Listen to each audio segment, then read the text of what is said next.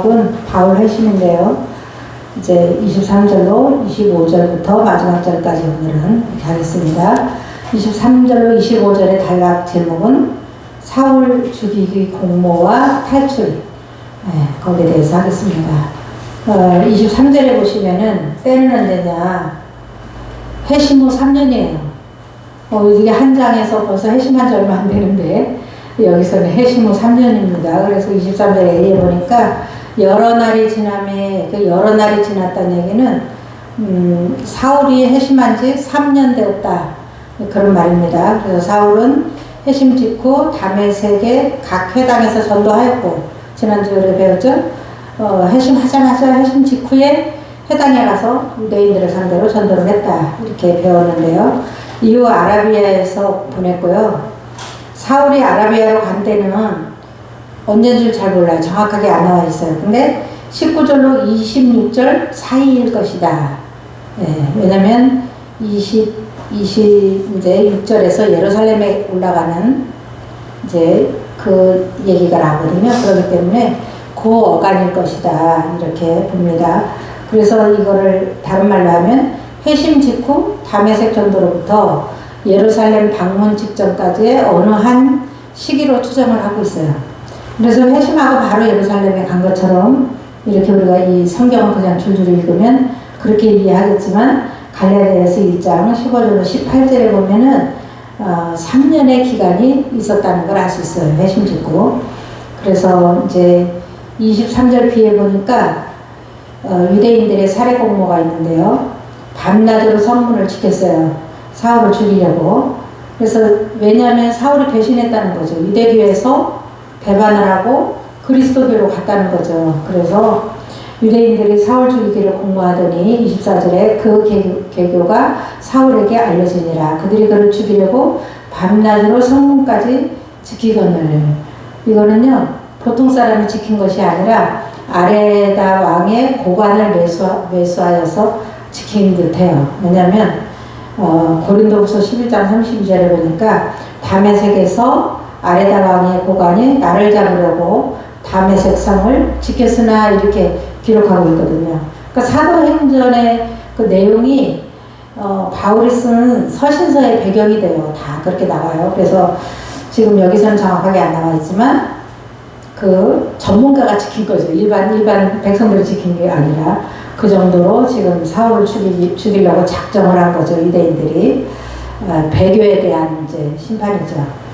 그리고 이제 25절에 보니까 사울이 탈출을 하는데요. 이게 첫 번째 고난이에요.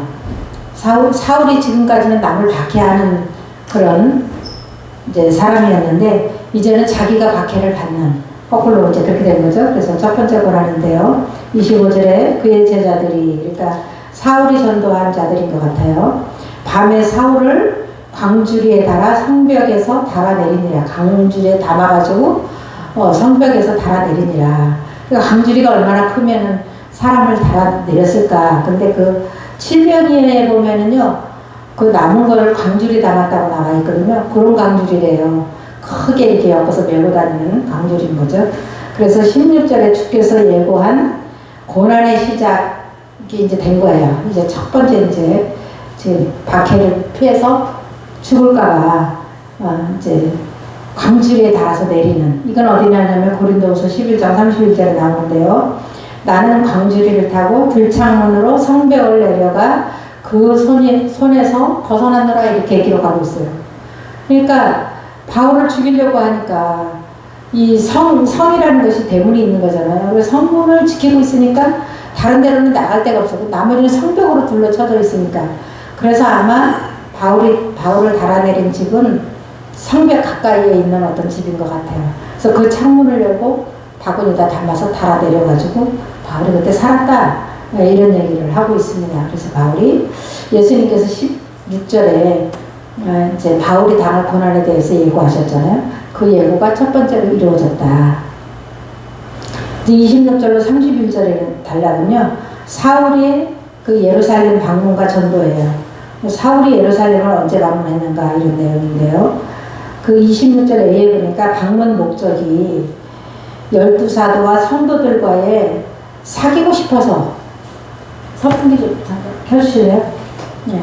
사귀고 싶어가지고 이제 예루살렘을 방문하는 거죠. 그 예루살렘에 그 예수님을 직접 봤던 사도들도 만나고 싶고 성도들도 만나고 싶고 이제 이 친구가 유대인들은 친구가 될 수 없잖아요. 이제는 사귈 사람들이 성도들인 거죠. 예, 그래서 예루살렘으로 가는 그런 내용이 나오는데요. 사울이 예루살렘에 가서 그래서 이제 사울을 죽이려고 하니까 사울이 이제 그 다메섹에서 광주리에 달아내린 다음에 도피한 곳이 어디냐면 예루살렘으로 간 거예요. 그래서 3년 만에 예루살렘을 가는 거예요. 왜냐하면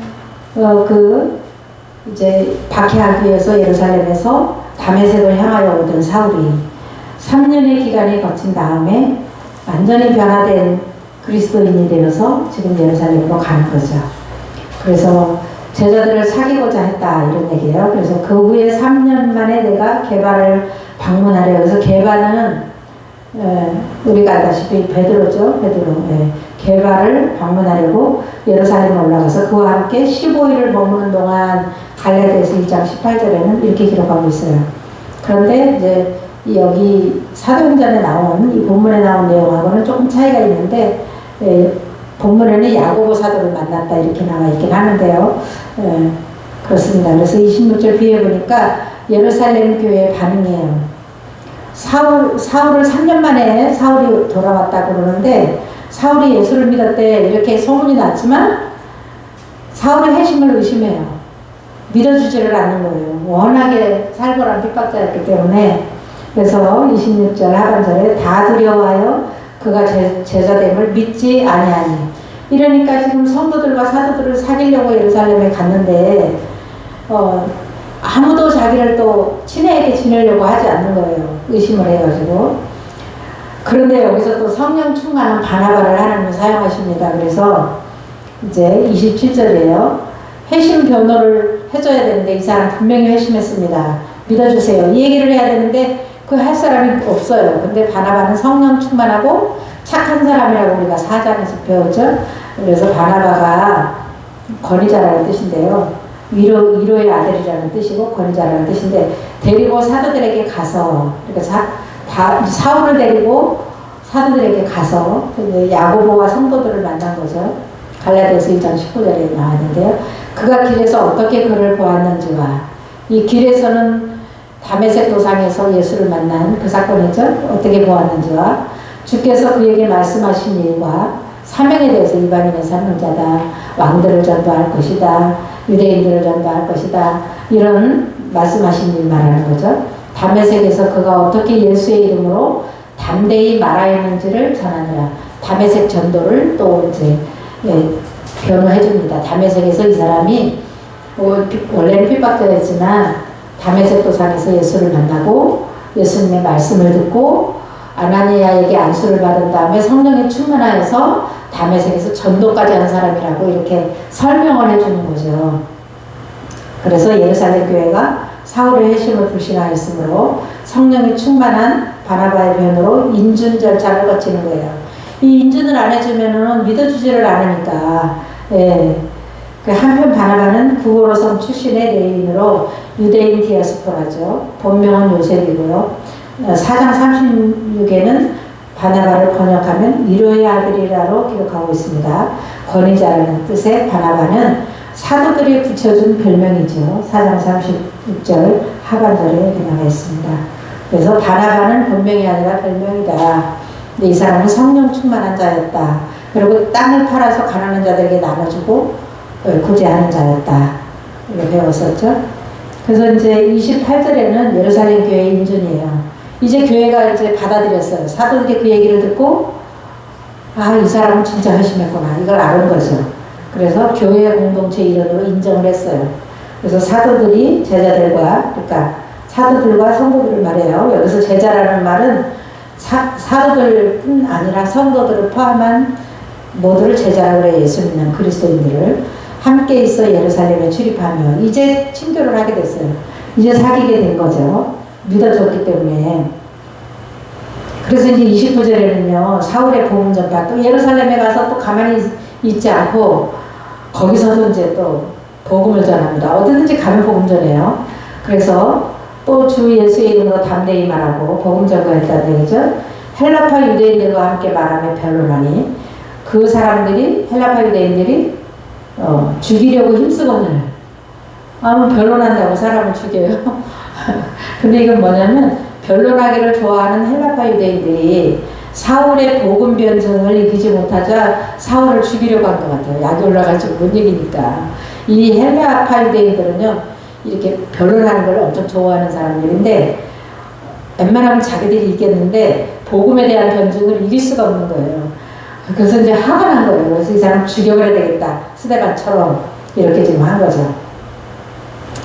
그래서 이제 교회가 결정을 내리는데요. 사울을 다소로 보내요. 다소는 어디냐? 사울의 고향이죠. 네, 거기로 보냅니다. 그래서 왜 보내느냐? 스데반 같은 순교가 재현될 것을 우려해가지고 이게 사울이 죽으면 안 되잖아요. 지금 큰 일꾼인데.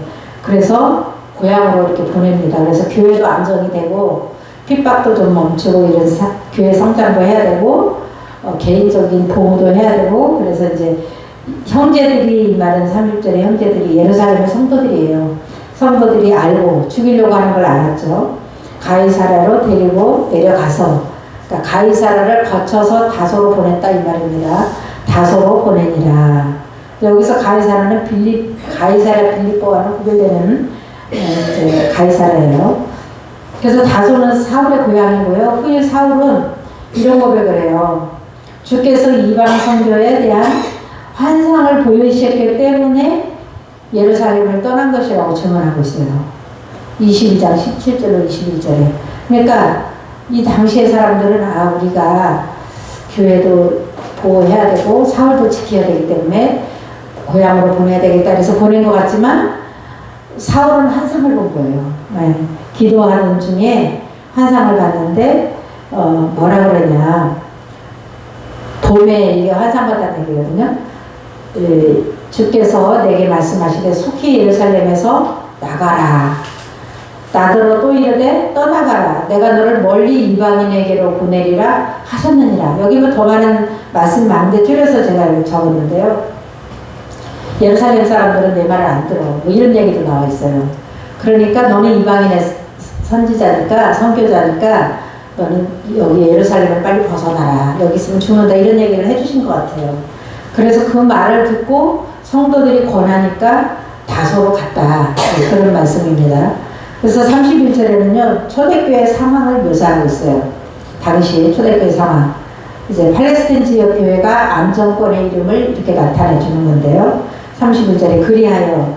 그러니까 이제 사울을 또 스데반을 핍박하고 난리를 쳐서 성도들이 다 터졌는데 다시 또 사울을 죽이려고 그러니까 이 교회 분쟁이 일어나겠다. 핍박이 심해지겠다.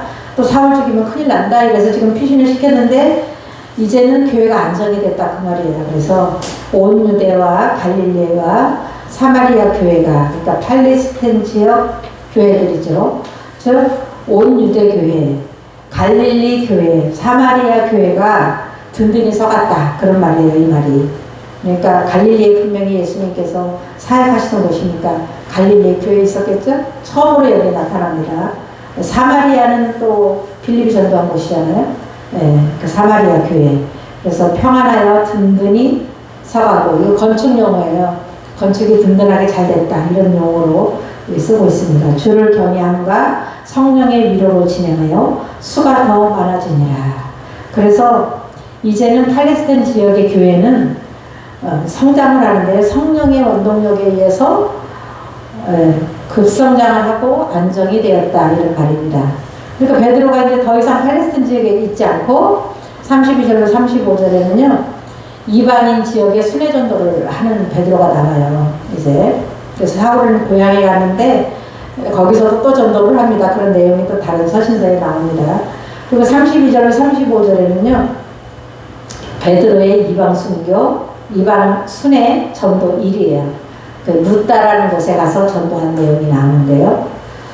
중풍병자를 치료해요, 여기서. 그래서 루다에 도착했어요, 베드로가. 박해로 흩어진 성도들을 방문한 거예요.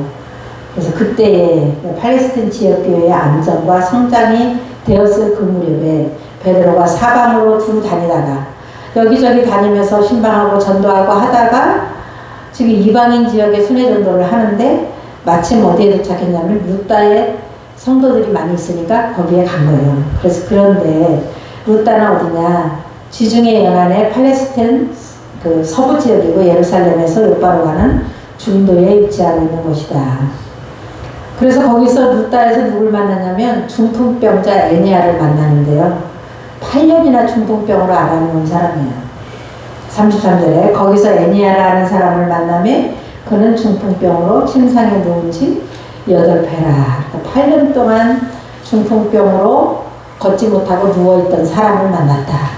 이 사람이 정말 위로받아야 될 사람이죠. 오늘 위로가 일어나고 치유가 일어납니다. 네, 그래서 34절에 중풍병 치유를 베드로가 하는데요. 예수님의 치유와 아주 흡사해요. 마태복음 9장 1절 예수님의 치유와 34절에 베드로가 이르되 애니아야 예수 그리스도께서 너를 낫게 하시니 일어나 내 자리를 정돈하라 한데 곧 일어나니. 아, 주여. 이런 역사가 지금 일어납니다. 가슴 뜨겁지 않습니까? 예. 8년이나 누워있으면 이제 얼마 있다 죽겠지. 보통 이렇게 하지 않아요? 우리는 이제 하도 이게 실망을 많이 하고 잘 이게 뭐가 능력이 안 나타나는 바람에 우리 믿음이 좀 약간 팔이 처진 것처럼 늘어졌어요. 그래서 이런 이 즐거움을 맛보지 못하잖아요. 요즘 시대에. 왜냐? 하나님의 능력이 부족해요. 우리가 믿음이 없어요. 우리가 이 믿음에 이르지 못해서 아무 일이 안 일어나는 거죠. 사실은. 그래서 베드로가 이르되 애니아야 예수 그리스도께서 너를 낫게 하시니 일어나 내 자리를 정돈하라. 이 말은 8년 동안 누워있던 이 부자리 개켜라. 이런 얘기예요. 이제 더 이상 누워있을 필요 없다. 한데 곧 일어나니. 예수께서는요, 침상에 누운 중풍병자에게 일어나 내 침상을 가지고 집으로 가라 하시니. 마태복음 9장 2절 7절에 이렇게 치유하셨죠. 똑같은 방법으로. 예수님은 그렇게 했지만 나는 그렇게 될까? 이렇게 생각했을 수도 있는데 베드로는 그대로 했습니다. 예수님 하신 대로. 그러니까 치유 결과는 뭐냐? 개종이 일어났어요. 루다와 사론에 사는 사람들이 다 그를 보고 애니아를 보고 애니아가 나와서 지금 그 3장에 그 안진뱅이 40세 되는 안진뱅이가 나와서 그냥 막 이리 뛰고 저리 뛰고 한 것처럼 또 막 나 좀 보세요. 이 신기한 걸 좀 보세요. 얼마나 다녔겠어요? 그래서 루다에 있는 사람 말고 사론에 사는 사람들, 그 주변에 있는 사람들이 다 그를 보고 주께로 돌아오니라. 그래서 우리가요, 요즘에는요, 이런 사역에 신경을 쓰잖아요. 그럼 신비주의라고 치부해버려서, 내가 이름만 하다가 신비주의라고 치부되는 거 아닐까? 그래서 조심해요, 대부분. 말씀으로만 거룩거룩하게 해야 이게 진짜 신앙이고, 뭐 병 고친다 뭐 한다 그러면 신비주의라고 몰아붙이는 바람에 우리 신앙도 약간 그런가? 그럼 내가 이렇게 하면 신비주의인가? 이렇게 할 때도 있잖아요. 그런데 여기 사는 사람들은요, 이 기적을 보고 다 예수를 믿은 거예요. 이것이 뭐냐? 복음이 증거되는 도구예요. 이것이 치유가. 그러니까 환자들이 있으면 전도해야 돼야 안 돼요. 멀쩡하게 잘 사는 교만한 사람들은요, 잘 예수 안 믿어요. 근데 어려우면 하나님 찾게 돼 있어요. 그런 사람에게 반드시 전도를 해야 돼요. 우리 목사님한테 가서 기도받으면 낫는데. 뭐 이런 말도 어렵지 않잖아요? 예수 믿어요. 이 말까지 안 나오면 그렇게라도 해야 돼요. 목사님 자랑이라도 해야 돼요. 사실은. 네. 근데 이 말도 못하면 전도가 안 되는 거죠. 우리 목사님 좀 한번 만나보세요. 뭐 그 얘기 못하냐고, 그 얘기 한다고 뭐 교양 없이 보이기나 이렇지 않은데. 그래서 이제 전도가 되었다. 이런 말이에요. 한 사람 한 사람 다니면서 예수 믿으세요. 예수 믿으면 천국 갑니다. 이러는 것보다 한 사람을 고쳐 8년이나 유명한 사람 아니겠어 8년을 중풍병으로 알아서 누우면 그 집에 아무도 안 갑니다. 왜 안 가죠? 냄새가 심해서 안 가요. 네. 아무리 잘 깨끗하게 해도 그게 쉽지가 않아요. 소문 다 났어요. 그 아무개 때 그 집 참 어려운데 그렇게 오래 아프려면 빨리 가는 게 나은데 뭐 이런 소리까지 했을 것 같아요. 근데 이렇게 유명한 사람이 나오니까 지금 전도가 됐더라. 전도의 방편이에요. 치유가 영혼 사랑이기도 하고 이 사람은 이제 구원받고 또 자기 때문에 전도되고 이렇게 된 거죠.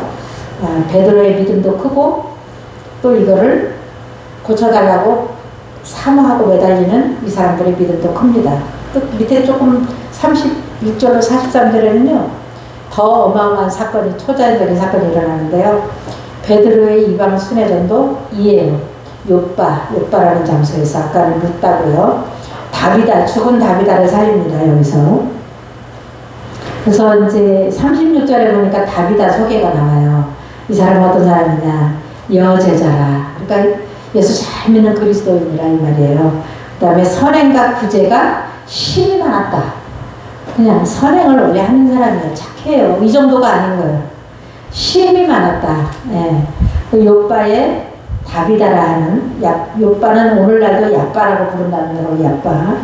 다비다는 히브리식 이름이에요. 하는 여자가 있으니 그 이름을 번역하면 도르가라. 헬라식으로는 도르가다. 그 이름이 두 개죠. 옛날에 히브리식, 그때 히브리 말을 쓰기도 하고 헬라 말도 썼기 때문에 이렇게 성경을 기록하고 있어요. 선행과 구제하는 일이 힘이 많더니. 그러니까 평소에 신앙생활도 상당히 중요해요. 이 신앙생활을 멋지게 하는 바람에 이 사람은, 이 다비다는 다시 살아납니다. 왜냐면 베드로를 만난 것도 은혜고요. 이 사람의 선행이 베드로에게 살려달라고 주변 사람들이 매달리는 일이 있기 때문에 그렇습니다. 그래서 다비다가 죽어요. 37절에 그때 병들어 죽음에 시체를 씻어 다락에 누이니라. 시체를 씻는다는 얘기는 장례 절차이거나 다시 살리기 위한 준비 둘 중에 하나일 것 같아요. 보통 이렇게 연마할 때 이렇게 좀 씻잖아요. 잘 정돈해가지고 옷을 입히잖아요. 근데 다른 뒤에 나오는 내용으로 봐서 아마 다시 살리려고 씻어가지고 다락에 올려놓은 것 같아요. 그래서 요빠의 성도들의 이제 베드로 초청이에요. 베드로를 초청하는 거예요.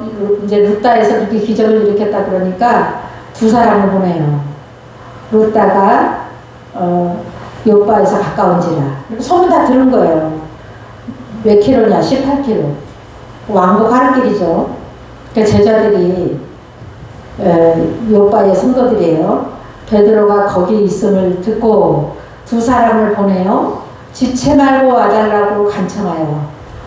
이런 믿음이 있어야 되는데 이런 믿음이 없는 거에 대해서 지금 제가 가슴이 아주 그냥 저립니다. 왜냐하면 많은 사람을 구원하시기 위한 하나님의 섭리인데 내가 믿음이 없어서 죽은 자는 어떻게 살리 안만 그렇지만 그래도 그 애니아는 중풍 8년 동안 애니아는 살아나 있었잖아. 이렇게 생각하셨잖아요. 근데 이분들의 믿음은 빨리 와서 살리래요. 그러니까 하나님이 지금 요빠가 전도가 돼야 되기 때문에 하나님이 하시는 일인 것 같아요. 그래서 이제 베드로가 일어나 그들과 함께 가서 이름에 그들이 데리고 다락방에 올라가니 모든 가보가 베드로 곁에 서서 울며 도르가가 그들에게 함께 있을 때 지은 속옷과 겉옷을 다 내어 보이거늘. 이 말은 뭐냐면요.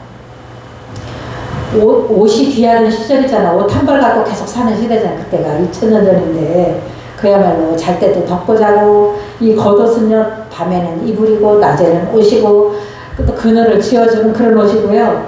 더불었지 않은 직무는 속옷을 말하는 건데요. 속옷과 겉옷을 다 공급한 거예요. 그들에게 어려운 사람들에게. 그러니까 그걸 보여주면서 베드로한테 입은 거 속옷을 이렇게 보여주면서 이거 보세요. 겉옷 보여주면서 이거 보세요. 이거 다 도르가가 만들어서요. 우리한테 준 거예요. 얼마나 감사한지. 이런 사람은 절대 아직은 죽으면 안 돼요. 더 주의 일 해야 돼요. 막 이렇게 했을 거 아니겠어요? 네, 그러니까 이제 베드로의 마음이 얼마나 진짜 살려줘야 되겠구나 이런 마음이 있었겠죠. 그래서 40절에 베드로가 사람을 다 내어보내고 야이로의 딸을 살리실 때 예수님이 하시는 것 같이 흡사하죠. 무릎을 꿇고 기도하고 이제 그 중풍병 고칠 때는 무릎 꿇었다는 말은 없고 그냥 일어나라고 명령을 했는데 여기는 무릎을 꿇고 기도하고 강구를 한 거죠. 엘리야와 흡사하죠. 돌이켜 시체를 향하여 이르되 다비다야 일어나라 하는 자는 사람 깨우듯이 지금 그렇게 합니다. 다비다야 일어나라. 예수님도 달리다고 이렇게 하셨죠. 일어나라. 이 말. 소녀야 일어나라. 믿음의 선포죠. 그가 눈을 떠 베드로를 보고 일어나 앉는지라. 그래서 만일 너희에게 믿음이 겨자씨 하나만만 있어도 이산을 명하여 여기서 저기로 옮겨지라 하면 옮겨질 것이요 또 너희가 못할 것이 없으리라 하신 말씀 같아요. 믿음만 있고 의심치 않으면 그대로 된다는 거죠. 네, 그래서 지금 다리다가 살아납니다. 그래서 죽은 자가 살아난 거예요. 손을 내밀어 일으켜요. 베드로가 손을 내밀어 41절에 베드로가 손을 내밀어 일으키고 그러니까 아이의 손을 잡아 이르시되 달리다고 하시니 번역하는 건 내가 내게 말하노니 소녀야 일어나라 하시니라. 예수님 하신 것처럼 손을 잡아 일으켜요. 예수님 하시는 거 잘 받는가 봐요. 기억을 그대로 있는 것 같아요. 그대로 합니다. 지금 손을 잡아 일으키면서 일어나라 그래요. 네. 그래서 일어나 앉아요. 그러니까 성도들과 가부들을 불러들여 그가 살아난 것을 보이니 엄청난 기적이 요바에서 이제 일어났습니다. 이적 결과 많은 사람들이 주를 믿어요. 여기서도 이런 전도하면 좋겠죠. 한 사람 한 사람 전도 안 하고 그냥 한 사람 고치고 한 사람 살리면 전도가 되는 그 지역 사람들이 초대교회가 이런 식으로 부흥을 한 거예요. 그래서 온 요파 사람이 알고 많은 사람이 주를 믿더라. 한 사람 전도하기도 어려운 시대에 많은 사람이 주를 믿는 방법이 있으니 죽은 자를 살리십시다. 아멘. 아무도 안 하시네. 죽은 자를 살리십시다. 아멘. 네. 할 수 있어요. 이 영적으로 죽은 자 살리는 게 우리의 사명인데 하나님의 뜻이 있으면 죽은 자도 살릴 수 있고 하나님의 뜻이 있으면 8년 된 중독된 자도 일으킵니다. 네, 그래서 자기 손으로 이불 깨켜요. 자기 손으로. 네, 요바의 몸은 베드로예요. 이 요바에 어디에 머무르냐 피역 제조업자의 집에 지금 이제 그대로 사람 살려놓고 요바에 지금 베드로가 머물고 있어요.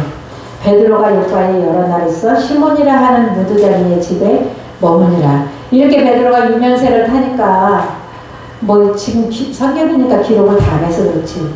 다른 사람들 또 환자들 많이 왔을까요? 안 왔을까요? 매일 왔을 것 같아요. 문장성시 매일 왔을 것 같아요.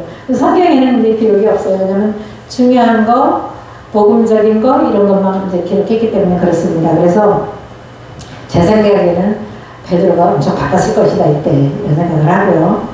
그 다음에 유대인들은 이런 업종의 사람들요, 피역 제조업자 이런 사람들을 부정한 사람으로 여겨가지고 같이 자거나 그 집에 가거나 이러지 않았는데 베드로는 그 사상을 완전히 깼습니다. 그래서 베드로는 지금 이 사상, 선민의식의 사상이 깨어지고 있는 중이에요. 다 깨지는 건 아니에요.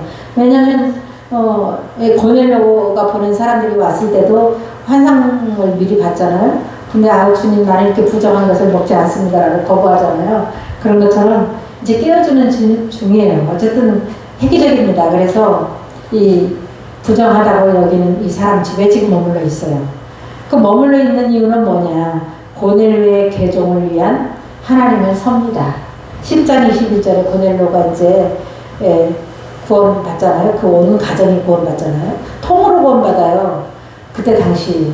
지금은 사람들이 더 강팍해졌는지 마지막 시대라 그런지 한 사람 한 사람 오기도 어려운 시대에 살고 있는데 이때는요 고넬료 가족 친척이 다 한꺼번에 구원 받잖아요. 그리고 요바에 있는 사람들이 다 구원 받잖아요. 루다와 이런 지역에 있는 사람들이 다 구원 받잖아요.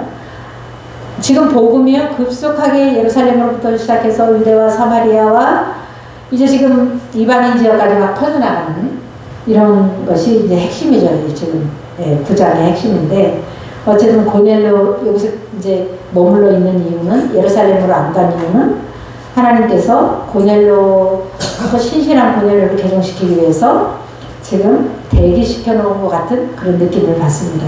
그래서 초대교회의 사도들의 사역이라는 것은 엄청난 파장을 일으켰던 것 같아요. 그래서 오늘날은 우리가 정말 오전에 목사님 말씀하신 것처럼 하도 우리가 실패를 경험하고 별로 이렇게 병 낫는 거 이런 거 많이 안 봐가지고 뭐 치료했다래도 뭐 진짜야? 뭐 진짜가 나은 거야? 우리가 자꾸 이렇게 의심을 하고 우리가 알지 못하게 내 안에 부정적인 것들이 꽉 자리 잡고 있는 걸 우리가 느끼거든요. 근데 사실은 사도행전을 읽으시면요 눈이 번쩍 떠요. 눈이 번쩍 떠요.